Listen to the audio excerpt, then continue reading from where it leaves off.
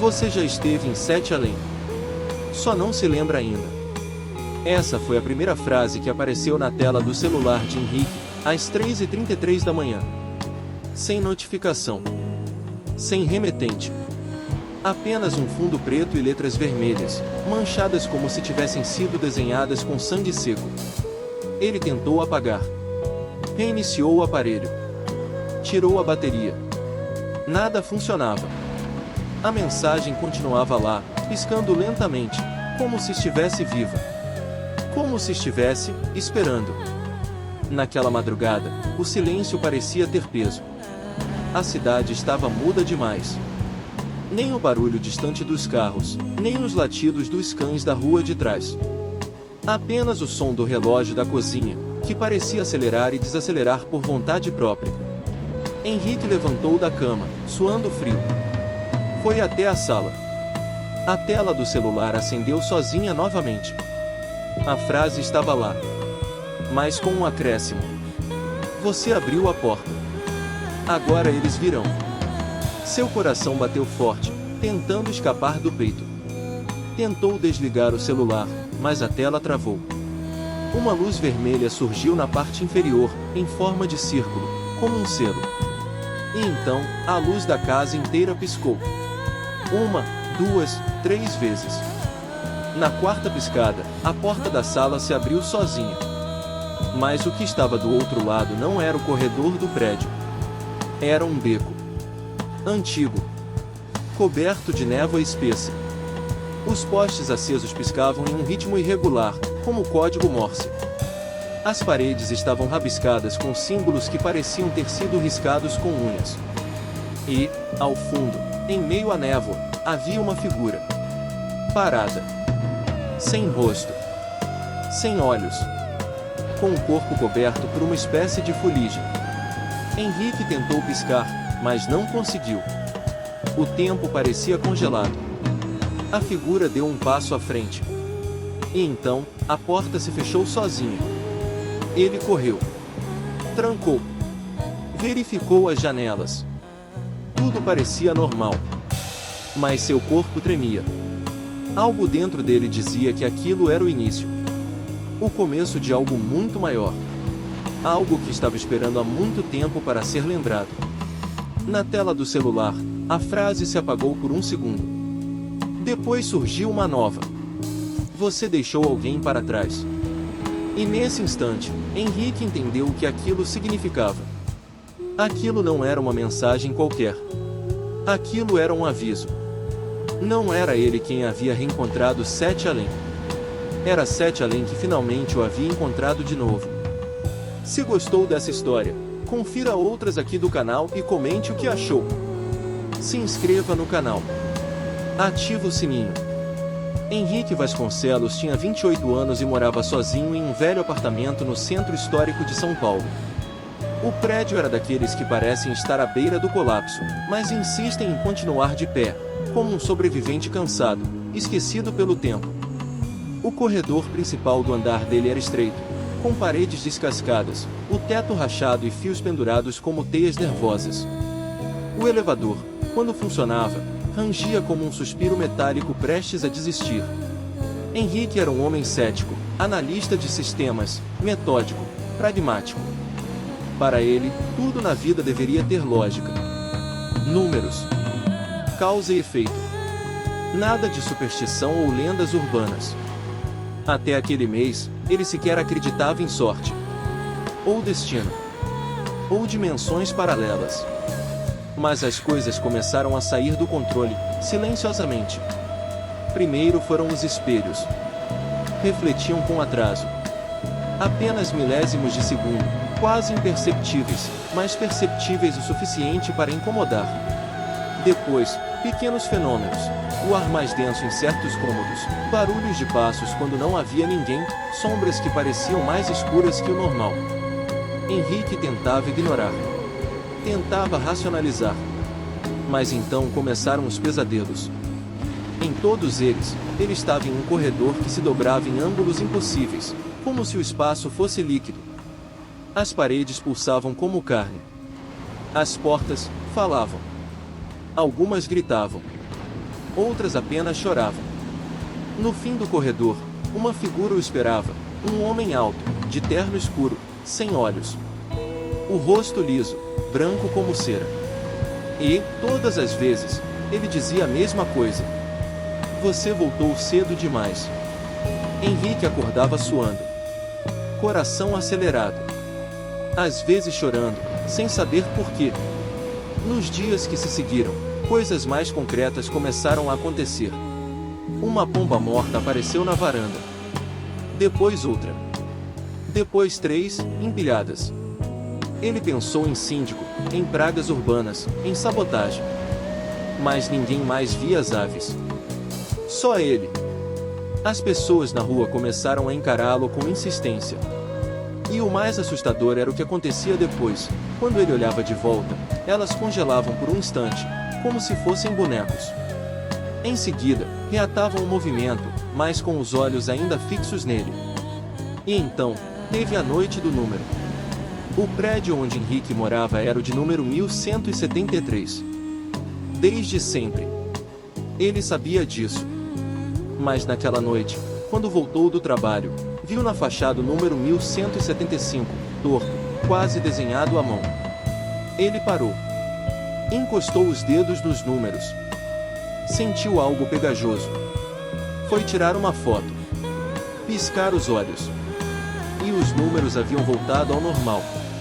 Esse foi o ponto em que Henrique começou a se perguntar se estava enlouquecendo. Mas no fundo, sabia que aquilo era só o começo. Na madrugada seguinte, acordou com o som de algo batendo. Tum, tum, tum. Baixo. Ritmado. Como um tambor distante. Levantou-se. Foi até a porta da sala. E então, viu. A porta estava aberta. Mas não havia mais o corredor de sempre. No lugar, uma rua antiga. Envolta em névoa escura. Os postes piscavam com violência, como se a eletricidade estivesse morrendo. As calçadas estavam rachadas. No chão, marcas de passos e sangue seco. Nas paredes, símbolos desconhecidos, circulares, repetidos como mantras. E ao fundo, no fim da rua, alguém estava parado. Uma silhueta humana, mas errada. Como se tivesse sido moldada com cera e carvão. Sem olhos. Sem boca. Apenas buracos e uma pele pálida e enrugada. Henrique não teve tempo de reagir. A porta se fechou sozinha. E segundos depois, quando abriu de novo, o corredor normal estava de volta. Mas ele sabia. Aquela porta não dava mais para o mundo real.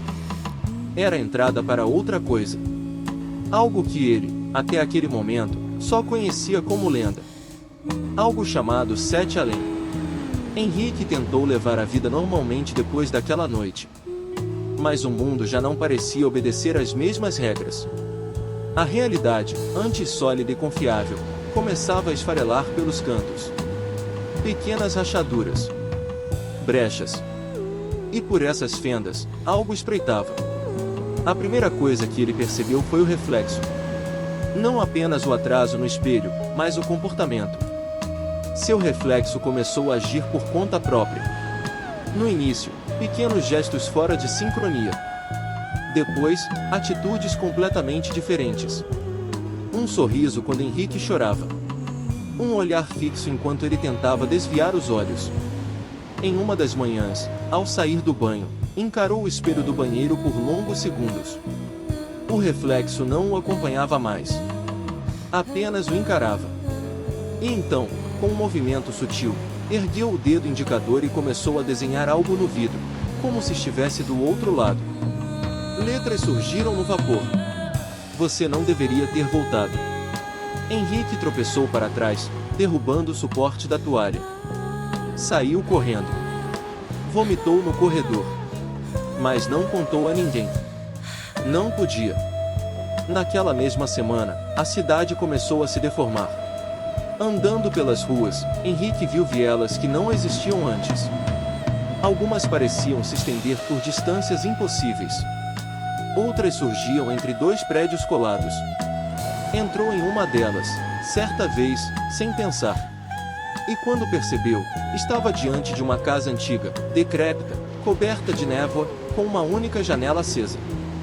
Dentro, ele viu a si mesmo, de pé, imóvel, usando as mesmas roupas. Mas os olhos eram poços negros. E a pele, acinzentada. A cópia olhou diretamente para ele. E sorriu. Henrique correu de volta. Quando saiu da viela e olhou para trás, só havia uma parede de tijolos, coberta de musgo. Como se a rua nunca tivesse existido. As pessoas também começaram a mudar. Dona Lia, a vizinha simpática do 405, passou a evitá-lo. Um dia, ao cruzarem no elevador, ela se benzeu repetidamente e murmurou uma oração em latim, com os olhos marejados. Ele voltou, sussurrou, baixinho. Voltou do lado de lá. Outro dia, um garoto que morava no segundo andar apontou para Henrique e disse à mãe, com total naturalidade: "É ele. O homem que não tem reflexo." A mãe o puxou rapidamente e desapareceu pelo corredor, como se fugisse de um criminoso. Henrique buscou respostas. Revirou a internet. Canais ocultos. Arquivos antigos. Encontrou menções vagas. Fragmentos de relatos. Um nome surgiu diversas vezes. Sete Além. Segundo os relatos, seria uma dimensão paralela, acessada por acidente ou por meio de rituais esquecidos. Um lugar de ecos. De sombras que fingem ser gente. De ruas que só existem quando você está distraído. A maioria das pessoas que iam para lá, não voltavam. Mas algumas, voltavam diferentes. Entre esses relatos, Henrique encontrou algo que congelou seu sangue. Uma postagem de 2007, em um fórum deletado, com o nome de usuário RH. Havia uma foto. Era ele. Mesma face. Mesmo nome. Mesmo tom de desespero. A postagem dizia: "Fugi de Sete Além. Mas eles continuam me seguindo. Se você encontrar isso, fuja. Nunca olhe para a porta vermelha. Nunca entre. E, principalmente, nunca traga alguém com você." Henrique estremeceu. Nunca tinha visto uma porta vermelha, até aquele dia.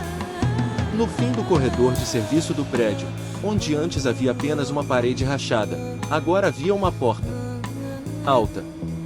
Trancada. De madeira vermelha, com a superfície rachada como pele seca. Sem maçaneta. Sem número. Apenas uma inscrição feita à faca. "Agora que você lembra, entre." Henrique ficou parado diante da porta vermelha por longos minutos. O silêncio do corredor pesava como chumbo, e mesmo sem tocar a madeira, ele sentia o calor vindo dali, como se a porta tivesse febre. O ar ao redor era mais denso. E do outro lado, sussurros. Ele hesitou. Mas sabia que não podia mais fugir. Com a mão trêmula, tocou a superfície da porta. Estava pulsando. A madeira viva, como carne sob a pele. E então, como se sentisse o toque, a porta se abriu. Devagar. Sem ruído. E revelou o outro lado. Henrique deu um passo. E tudo mudou. A realidade se partiu em pedaços. O chão sob seus pés era úmido e quente, como carne crua. As paredes estavam cobertas de uma substância que lembrava a pele humana, com poros, veias pulsando, cicatrizes e olhos costurados.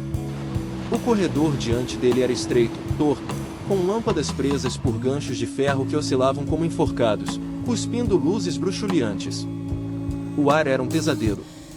Um cheiro de sangue antigo, mofo e queimado. Henrique sentia o gosto metálico na boca. Cada passo ecoava como um suspiro de agonia. As portas ao redor tinham números sem lógica. 1903. 12308. Ele parou. A porta 308. Pulsava como um coração. Gotejava. A madeira respirava. Henrique se aproximou, mas algo dentro dele gritou. Um instinto ancestral, dizendo, não toque. Então seguiu em frente, mesmo tremendo. Chegou a uma sala circular. No teto, havia um céu vermelho. Estrelas negras giravam como olhos em órbita. No centro do salão, uma mesa de metal. Sobre ela, um corpo aberto, dissecado. Henrique se aproximou com passos lentos. Parou. Congelou. Era ele. Ou algo igual a ele. A pele pálida, o peito aberto, os olhos vidrados. Costelas expostas, cobertas por um líquido escuro que não era sangue. Ao redor da mesa, figuras observavam. Seres que um dia foram humanos, mas agora estavam deformados. Alguns sem olhos. Outros com as bocas rasgadas até as orelhas. Membros dobrando em direções impossíveis. Todos imóveis. Observando. Silenciosos. Então, ele apareceu. O homem sem olhos. Vestido como um médico da peste. Um manto escuro cobria o corpo. As mãos enluvadas estavam marcadas com inscrições em latim. Ele carregava um objeto, um espelho líquido. Dentro dele, cenas. Imagens do passado. Henrique viu a si mesmo, criança. Viu a travessia. Viu o momento em que entrou pela primeira vez em Sete Além. Mas não estava sozinho. Havia outro menino com ele. Lucas. Seu amigo de infância. Henrique começou a recuar, negando com a cabeça, o corpo inteiro em colapso. Mas o espelho mostrava mais. Mostrava o ritual. Mostrava a escolha. Mostrava o momento em que Henrique entregou Lucas à porta. Aos gritos. Em desespero.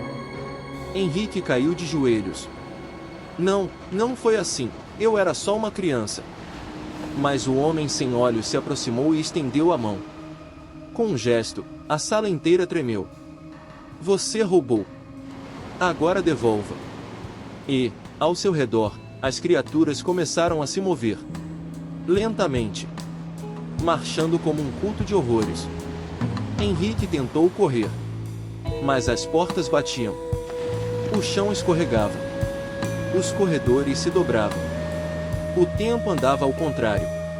As vozes vinham de dentro dele. O mundo inteiro girava ao redor da culpa. Ele viu cenas impossíveis. Viu a cidade mesclada a Sete Além. Prédios cobertos por carne. Rios de sangue correndo pelas ruas. Crianças com bocas seladas olhando pelas janelas. Sinais de rádio transmitindo gritos. E então, a última porta apareceu. Era a sua. A porta do seu apartamento. Ele a atravessou. E acordou. Deitado no chão da sala. Um mundo, aparentemente normal. Mas a porta vermelha ainda estava lá. Atrás dele. Entreaberta. Respirando. E, no espelho do corredor, seu reflexo sorria. Enquanto ele não sorria. Desde aquele dia, Henrique passou a viver entre dois mundos. De dia, andava pelas ruas da cidade tentando manter a sanidade. Os prédios, os carros, as pessoas, tudo parecia no lugar. Mas havia sempre algo fora do foco. Um sussurro que vinha de um lugar que não existia. Um reflexo que não acompanhava seus movimentos. Um gato morto na calçada que, quando olhado de novo, havia desaparecido. De noite, era diferente. A porta vermelha, agora trancada atrás da estante, batia sozinha. Às vezes com delicadeza. Às vezes com fúria. O espelho do banheiro exibia rostos que não eram dele. Pessoas que nunca viu. Algumas crianças. Uma delas, chorando. Repetindo uma frase com os lábios rachados. Você me entregou. A culpa era uma entidade viva dentro dele. A memória de Lucas o assombrava em sonhos e vigília. Henrique lembrava do menino estendendo a mão antes de ser puxado para dentro do corredor de carne. Lembrava do grito. Lembrava do silêncio depois. A realidade começou a quebrar de vez. Henrique começou a ter apagões. Horas, às vezes dias, desapareciam. Acordava em locais que não conhecia. Um galpão abandonado com espirais nas paredes. Uma igreja onde todos os santos estavam de costas. Um parque vazio onde todos os balanços balançavam sozinhos, apesar do vento inexistente. Um dia, acordou em um cemitério. Coberto de terra. Unhas sujas. Roupas rasgadas. No braço, havia um nome escrito à faca. Lucas, 7 anos. Tentou lavar. Queimar. Apagar. Mas o nome voltava. Sempre. Escrito no vapor do espelho. Riscado na madeira da porta. Escrito com sangue em sonhos que pareciam durar uma eternidade. Foi nessa época que ele viu novamente ele mesmo. Na vitrine de uma loja. No reflexo do vidro do metrô. Em vídeos antigos, onde ele jurava nunca ter estado. O outro Henrique, mais magro, mais pálido, com olhos pretos e um sorriso dolorosamente largo. Um duplo. Um intruso. Um aviso. Henrique começou a escrever tudo. Criou um diário. Encheu cadernos com símbolos, lembranças, nomes. Tentava entender. Organizar. E foi numa dessas noites de escrita que a TV ligou sozinha. Estática. Depois, imagem. Era uma gravação de hospital. Um quarto. Número 308. Uma criança entra, chorando. Gritando. Sendo empurrada por alguém que a câmera não mostra. A criança olha para cima. Para a câmera. Era Henrique. Pequeno. Com 7 anos. As mesmas roupas que ele lembrava do dia em que sumiu. E então, o homem sem olhos aparece. Aproxima-se com uma seringa negra. Antes de aplicar, ele olha diretamente para a câmera. E fala. Com voz firme. Cruel. Henrique. Você nos pertence. Você nos entregou. E agora, é o seu reflexo que vai abrir as próximas portas. A imagem congela. E desaparece. Henrique corre até o espelho da sala. Seu reflexo está lá. Mas ele está sorrindo. De olhos fechados. E então, lentamente, o reflexo abre os olhos. Negros. Vazios. Eternos. A maioria das pessoas acredita que a realidade é estável. Que a gravidade vai agir do mesmo jeito amanhã.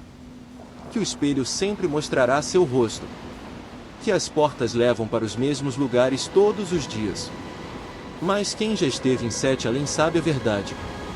A realidade é uma casca fina. Uma película esticada sobre algo muito mais antigo.